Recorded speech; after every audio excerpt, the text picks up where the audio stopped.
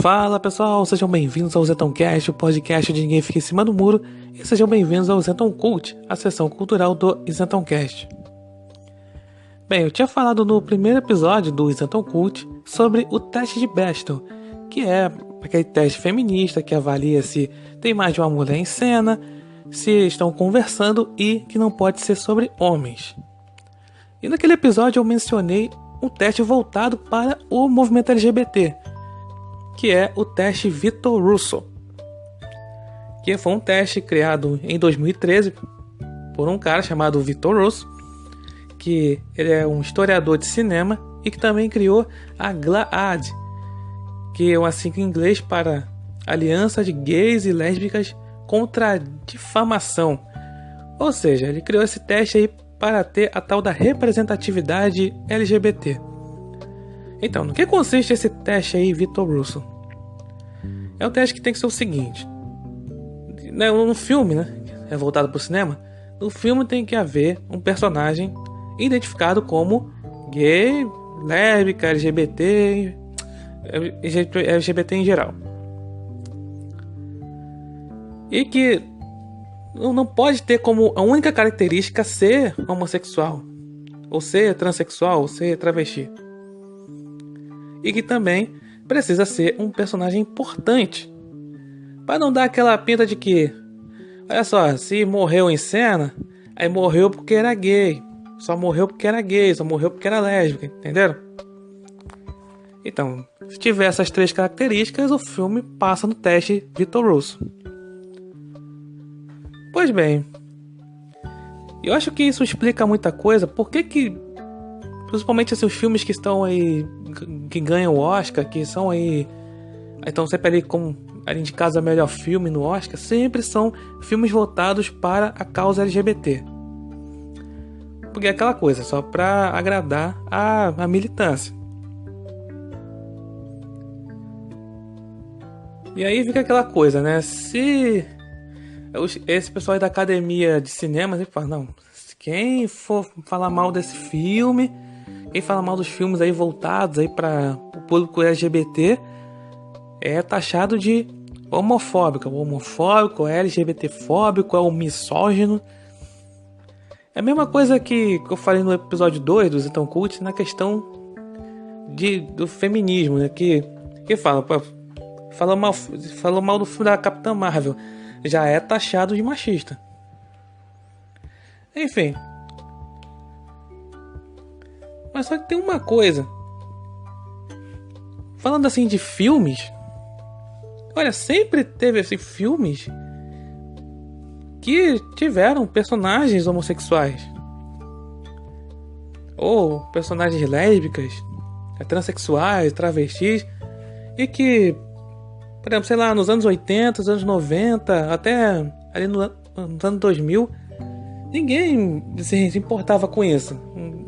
O filme assim era bom, o pessoal gostava, nem ligava da sexualidade do personagem. E também tem aqueles filmes que, assim, vamos lá. Existe sim uma forçada de barra nessa questão de LGBT. Por exemplo, filme de herói, às vezes tem que ter série de herói, tem que colocar aquele personagem pra jogar ele pra galera LGBT, pra o pessoal não falar nada, o pessoal LGBT não fala nada, é não reclamar. Mesma coisa do pessoal feminista não fala nada, o pessoal africanista também não fala nada. Mas também tem alguns filmes que dão uma forçada de barra em personagens históricos. Por exemplo, o filme do Alexandre o Grande, filme, não me lembro qual foi o ano, o filme, esse foi de 2004, filme do diretor Oliver Stone, que é homossexual. Acabou, assim, ele tá lá, conta a história de Alexandre o Grande, bacana, mas tem algumas partes do filme que foca muito na homossexualidade dele. Eu acho que aí já dá uma forçada de barra. A mesma coisa do filme O Jogo da Imitação, quando fala da história de Alan Turing. Então, Alan Turing, que foi um matemático inglês que foi muito importante ali na Segunda Guerra Mundial, porque conseguiu ele decodificar uma máquina lá nazista E o Alan Turing, né, todos esses estudos dele, foram muito importantes para criar o computador. E aí, assim, na parte final do filme, foca muito nessa questão da homossexualidade dele. É que foi acusado de pedofilia, essas coisas assim. Acho que isso não precisa. A gente pega assim, personagens históricos, cara, não precisa falar, eles eram gays. Tá, e daí, gente?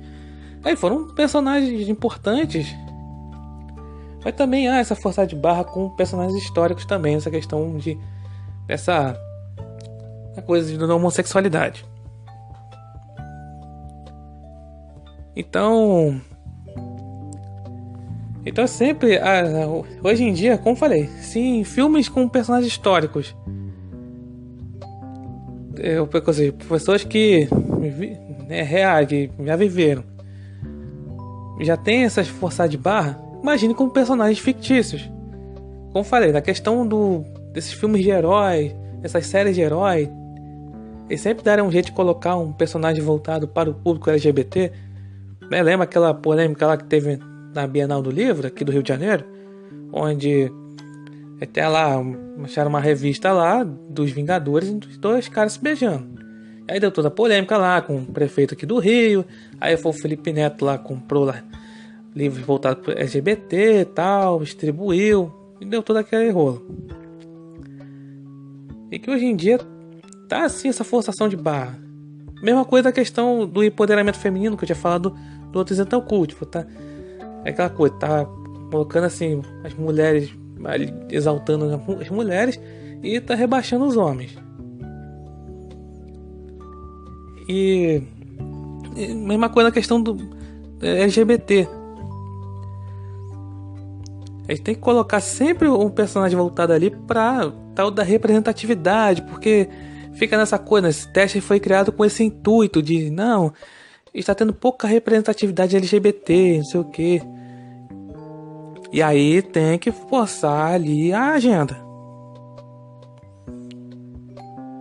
E, assim, tem filmes...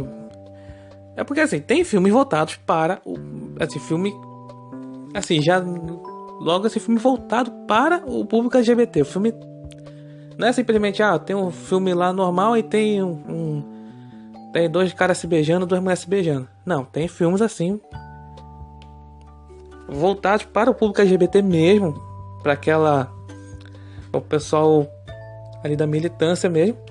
Por exemplo, um filme que é... O exemplo disso é o tal do Azul é Cor Mais Quente, que é o filme lá de... Assim, a história é bem simples, né? Assim, a história de uma garota que não gostava mais de homem e foi quando encontrou uma mulher lá de cabelo azul, por isso que tem esse título, né? Aqui em português, Azul é Cor Mais Quente. E aí ela encontrou o seu verdadeiro amor em outra mulher. Ou tem outro filme assim, o cara não gosta de mulher, aí encontra o amor verdadeiro em outro cara. Esse é um filme justamente voltado para o público LGBT.